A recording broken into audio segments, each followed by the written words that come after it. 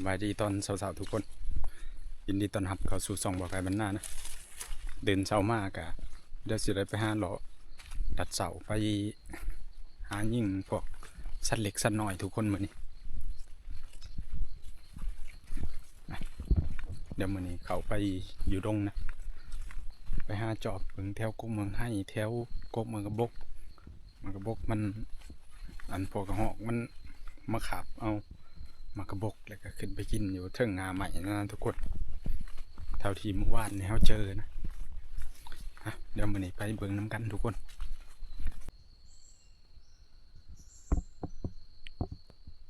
เสียงไก่ขวาง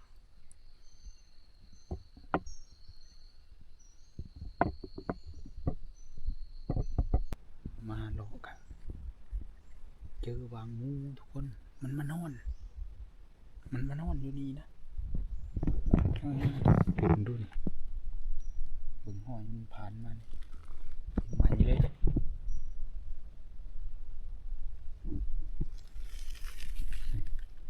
มันมาแมบนอนในนี่นะเบิ่งเกี่ยงเลยโอ้โหแต่ว่าหอยมันไปบ่ได้น่าสิลงใส่กกกระบกนะเดี๋ยวเราสิไปรัดดูนะแต่ลมแห้งเลยเสียดายลมนะมันบ่ลมได้ยินเสียงมันกินมากระบกนะนี่ที่หอยมันมาอันนั้นมีใหม่เลยทุกคนโอ้ดูพี่หอยมันเข้ามานะ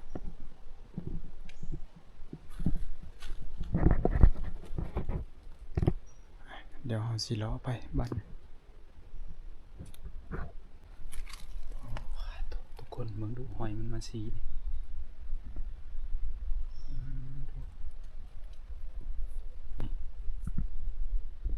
หอยมันมาสีกกย่างนะ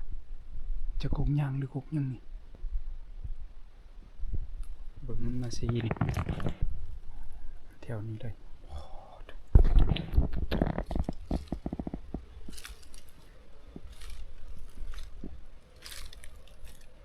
ข้างเดียวได้มันสีเลยโอ้นี่หอยมันมาแล้วมันมาซีนี้เลยโอ้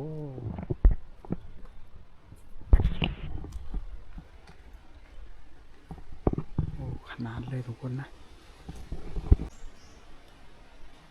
ว่าจังได้ลมแห้งเลยอ๋อทุกแบบมันมาซีนี้สมองเลยมันมาซีก็จะเป็นแมบโบกในหันนั้นเลยก็มานี้มันมาซีนี้พอว่าอยู่บริไกลกันจากนี้หันนั้นประมาณ10 เมตรนี่นอนเลยได้ลมนะโอ้ทุกโอ้นี่ทุกคนเนอะ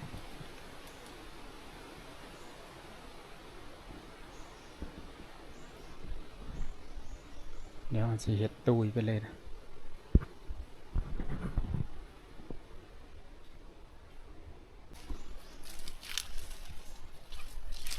เบิ่งกกนี่ก็ป้องทุกมันมาซีนจนเหลือม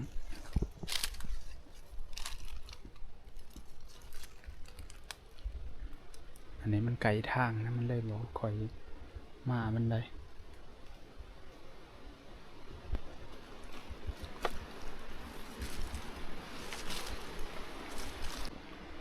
มานี่เจออีกวางหนึ่งทุกคนมันมาซีอยู่นี่นะ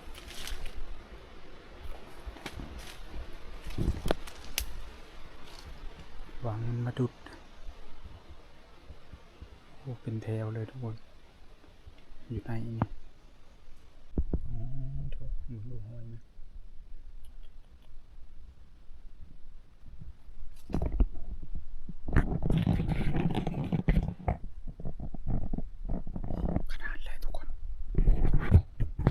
หอยตัวนี้ใหม่เลยยังใหม่อยู่คือจะเป็นมาจากอันเดียวกันนะ หมูนี่มันเข้าตรงกลางนะ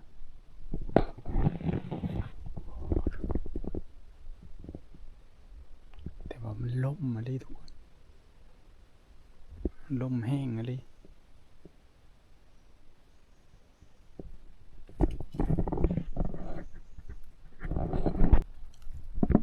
พาทุกบังมันมากินสองในนี่หมดแหละ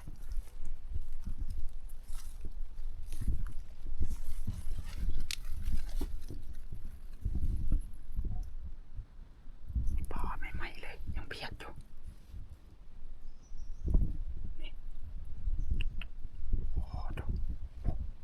น้ำมันกินของเลยพอ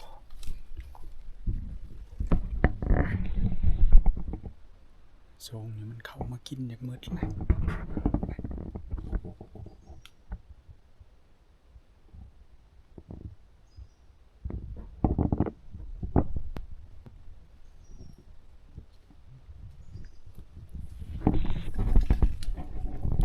เบิ่งหอยเลยหอยฟานนะมันขึ้นไปถึงไปเลย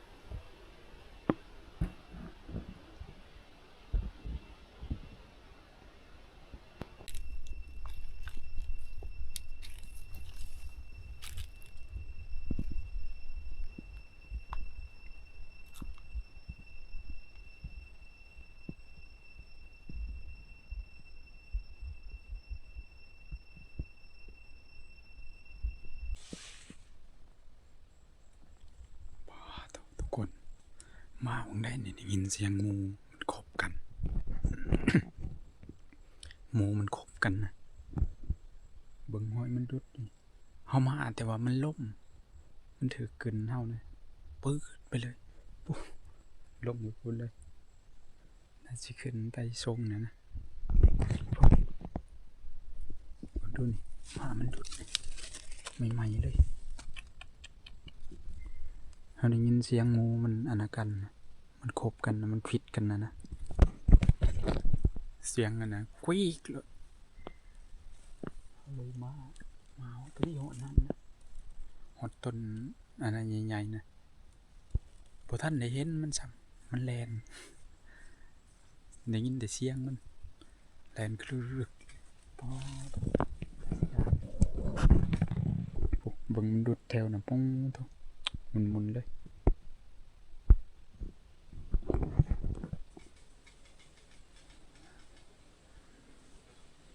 ไปผู้เลยเลยหมูนะโอ้มันตื่นก่อนนะ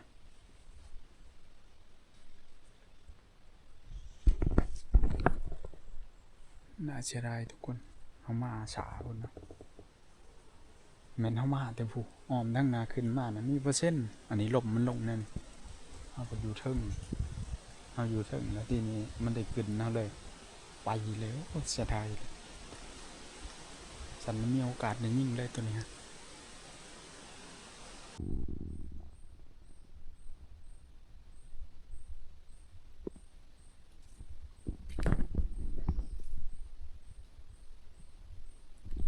เดี๋ยวเราสิลัดขึ้นไปนี่เบิ่งนะบางทีมันมาเดี๋ยวเราขึ้นนี้นะอยู่เทิงนี่มันจะเป็นด่านลัดใส่ด่านนี่ละ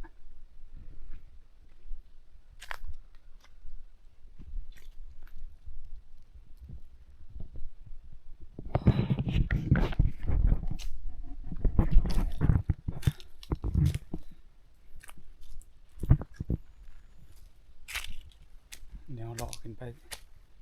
ส่วนเทิง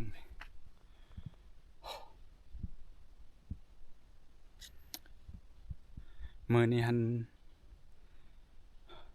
บ่พอยังพอแต่มูนนั่นแหละทุกคนแต่ว่ามันพอเฮาบ่แม่นเฮาพอมันแล้วมันได้กึนเฮามันแรงเดี๋ยวเฮาสิการกลับเลยนะมื้อนี้เฮาถือโคมมาทุกคนถือโคมมาอยู่มื้อนี้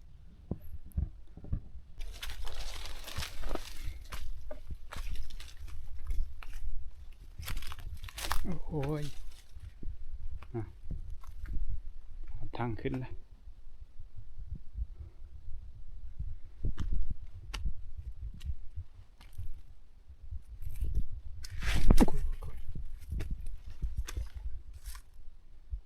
างหมูขึ้นลง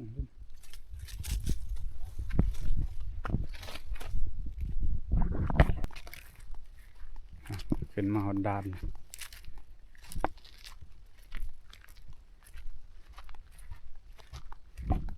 เดี๋ยวเลาะเมื่อเลย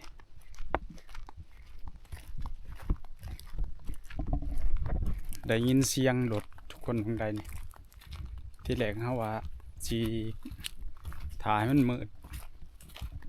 แล้วจังการเมื่อนะได้ยินเสียงรถจักรน่าสิเป็นทีมงานเฮานะหรือว่าเป็นคนอื่นก็บ่ฮู้แต่ว่าเฮากลับไปบ่อนก่อนเพราะว่ายันเครื่องคองเฮาเสียนะ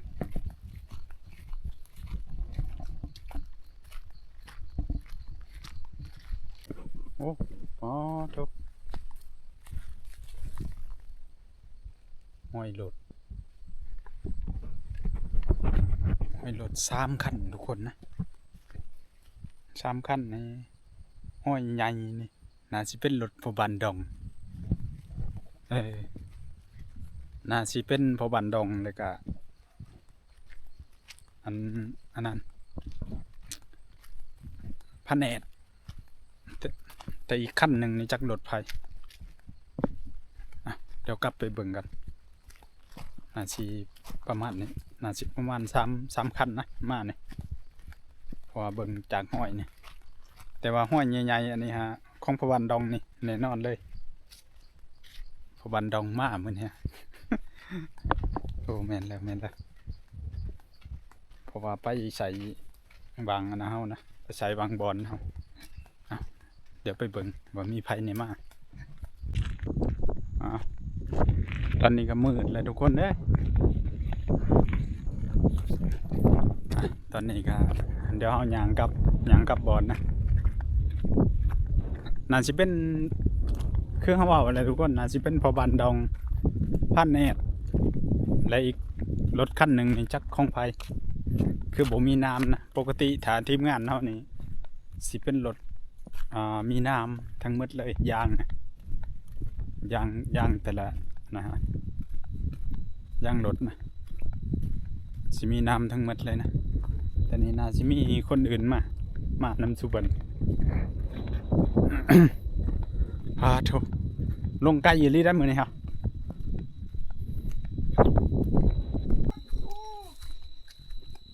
โอ้แม่นอันนี้ได้โอ้สบายดีปอดโถดีเจริญพรไปใช้หมดเลยทีมงานเฮาหากินไปหากินไผจะไผแบบน่ะไผอยู่รุมน่ะน้ำเงินน้ำเงินบ่ที่ชาวบ้านเข้าหัวบ่ไก่โอ้เพิ่นมานำขาดแนวกินเอายังมานะโยมีบ่โอ้อยู่ค่าโอ้โหหลับปากเข้าแล้วทุกคนเอ้ยบาดนี่หลอดตายแล้วโอ้โหโอ้นี่ได้หมูได้เอาแล้วโอ้ยกินก่อนเอาโก้อีฝอยแม่เอ้ยบาดนี่หลอดตายแล้วหิวข้าวแห้งเลยปวดออกไปหลอกมือนี่โก้มีแห้งเอ้าเนื้ออีกนี่ปิ้งไก่ก็มีเอาเลยแสดงว่าครบหมดเลยอันนี้น่าจะเป็นหมูนะหมูป่าบ่ป้องโถตัดกูบ่ได้